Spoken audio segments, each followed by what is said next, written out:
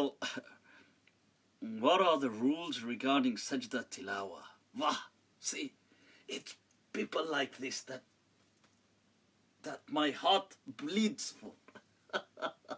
See, in the midst of everything, what bothers brother Imran is how are the rules for the Sajda Tilawah, like when I'm reciting the Quran and I have to go into prostration. Oof.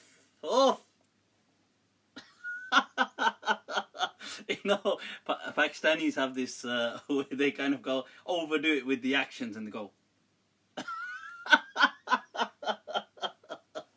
We used to see a lot of it years ago in Pakistan. You see it here as well amongst like some Yardi people, but they'll be like, you know, if they're going, oh, oof, they'll go like.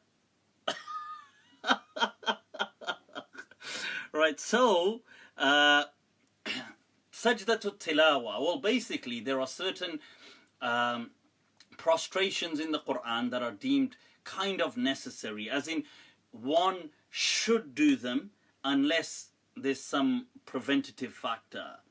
Otherwise, if you read those verses of the Quran, you ought to do a prostration. And it's just a single, you know, you just go down into prostration, that's all. Right, so it's not, you know, so you'll just be standing and you'll just go into prostration. And these, obviously, you will, to do this, you ought to be upon wudu and you ought to be facing the Qibla. That's the general rules that most people agree upon. And how many, you know, sajdat, or how many of these sajdas are there in the Quran? People will generally disagree. It's usually to do with certain verses that instruct in the imperative tone. So it says, "Fasjudu lillah," you know, and prostrate to Allah. So, according to the Maliki method, there's 11. And the general popular version, the Hanafi school and others, is there's 14 in the Quran, and some have argued 15 even. But that's whichever, usually when you're reading along the standard editions of the Quran, I think they will generally go with 14. You'll see it there, it will just say next to it sajda.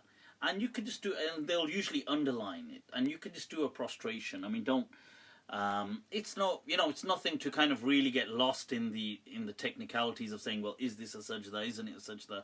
Who cares? I mean, just do it, you know, if you can, that's all. But I don't believe it's a sin if you didn't.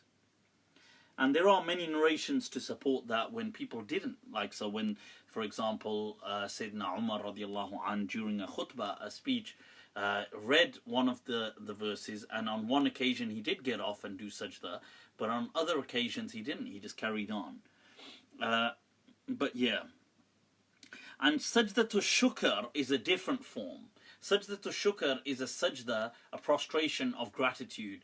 It can be done involuntarily, like as in, it's just a spontaneous action, like, thank you God for doing this, and you just go into sajda. A bit like maybe when some, you know, Mike Tyson or Muhammad Ali or some of the, you know, those boxers, they won a particular match and they just fell into sujood, prostrating. Or you see sometimes some people who do sports do that. That would be described as a sajdatul shukr. It's not really described in the sunnah. So the Prophet, it isn't really described that the Prophet actually did that ever. But I don't think it's problematic to do it. Okay, it's transmitted that some people say Abu Bakr radiallahu anhu did it, some people say it's a weak narration.